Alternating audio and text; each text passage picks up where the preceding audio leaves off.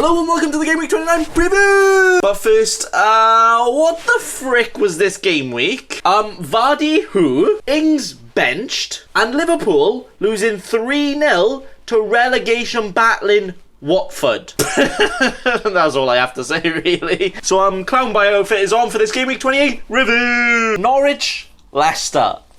Boy, no Vardy in the squad, and only one win in their last 7 games for Leicester. Remind me where I just brought in their players again, please? But it was a Norwich player, even younger than me, to get the one and only goal to start this amazing week. Damn, these guys spoil us. Brighton Palace. Now, the most entertaining thing to happen in this game was Zaha making himself Zaha after missing an open goal from 1 yard out. 80 million quid, yeah? Bournemouth, Chelsea. The only prediction I got anywhere close, and I got it completely right. Way! Marcos Alonso with his Roberto Carlos cosplay again, get himself 2 goals. And when a Chelsea defender is getting 2 goals, then you just know this week is going to be like a what the frick is going on. Newcastle, Burnley.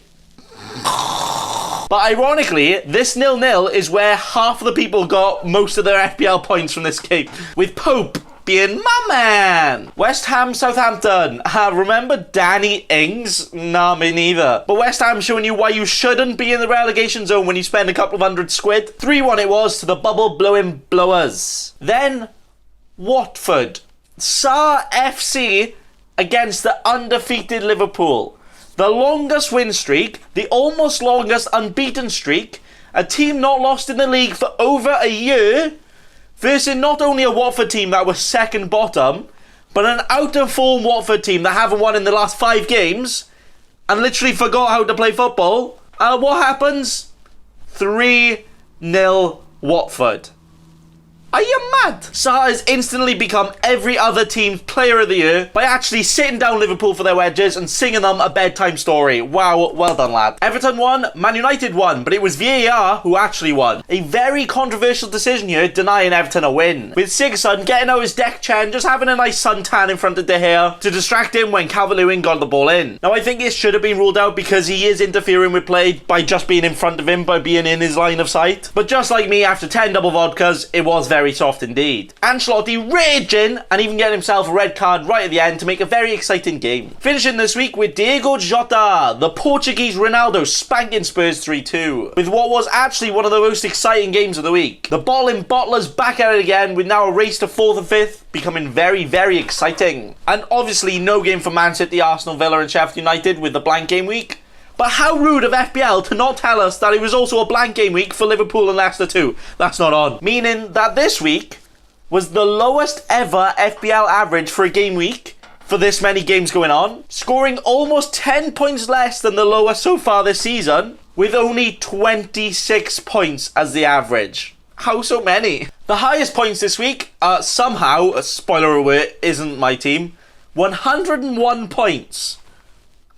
But my team, the best Swans Alona team, scoring a whole 41 points. Way! Making my rank go up again from 221k to 181k. We're going for that number 1 spot, lads. Let's do it. We can do it with my team now looking like this. So not only did I have 2 players with a blank game week after transfers, but 2 of my players also didn't play at all, making me only have 10 playing players. Well, unless Ryan can play up front, which surely he can, come on. Now, the scores all around do not look good at all, but to score 41 this week is actually the most sexual thing to happen to me in a very long time, so can he complain with that? Pope, my man!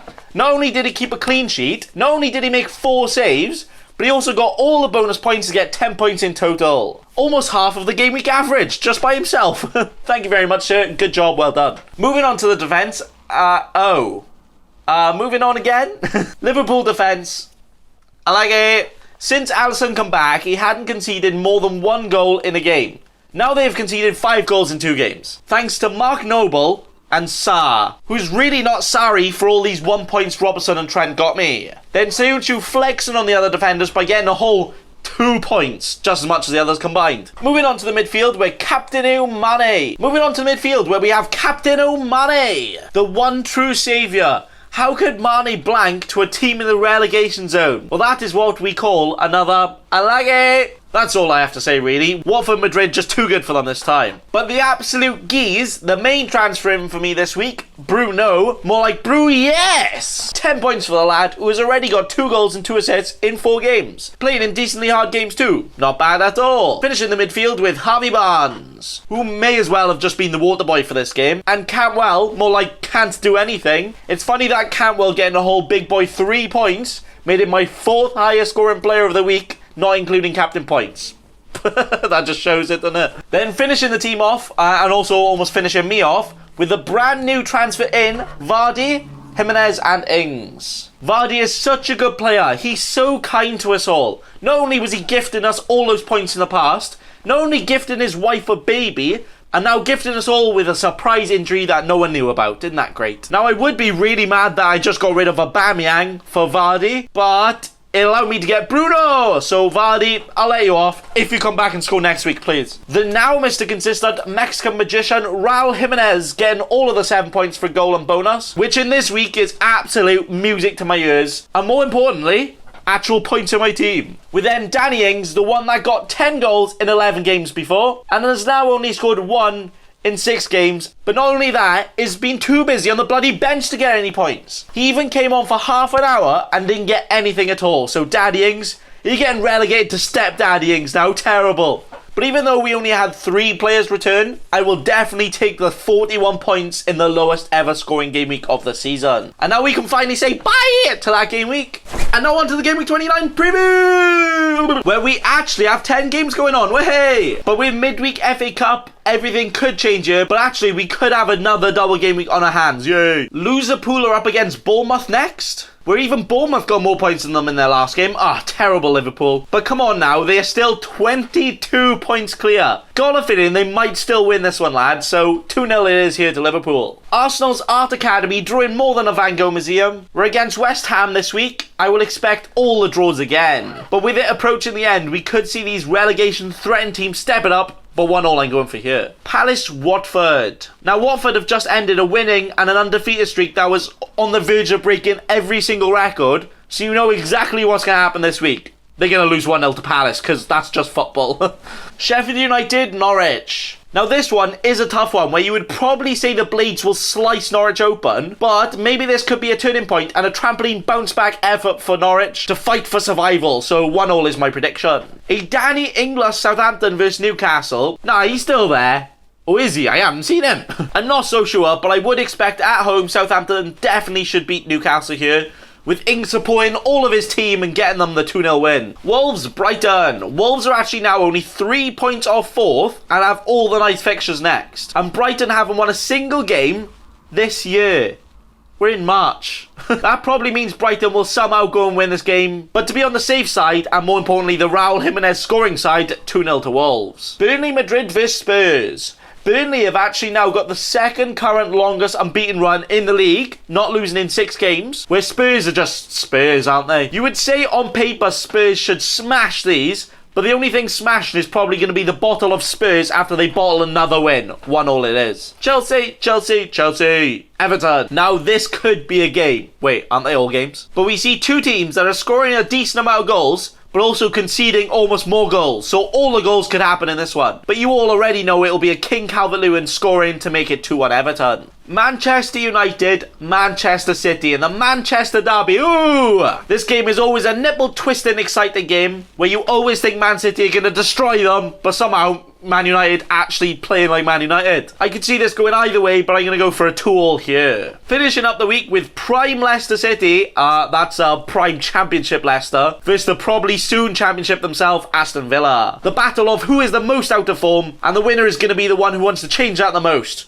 And that's exactly why I'm saying 1-1. So that is all my predictions. Sorry, I mean complete right answers all the time. There is also a very good chance that this could be a Man City and Arsenal double game week, but you will have to wait to see for an actual announcement on that one. But what they have already announced is the winner of this year, with the best team, my team, with this. So we are potentially gonna actually have 11 players playing this time. Vardy who? But this is how we are looking before transfers. Probably not gonna make any. Pope, aka my man. gets the goalkeeper spot here. Even though Spurs have been scoring a decent amount lately, Pope has been getting all the points recently with his great form. So Pope with Spurs at home over Ryan against Wolves away. Plus I have a Wolves forward and I always want to support my team. Let's go Pope. In defence, where we might actually get points here this week, we have Trent, Robbo and Sayuncu.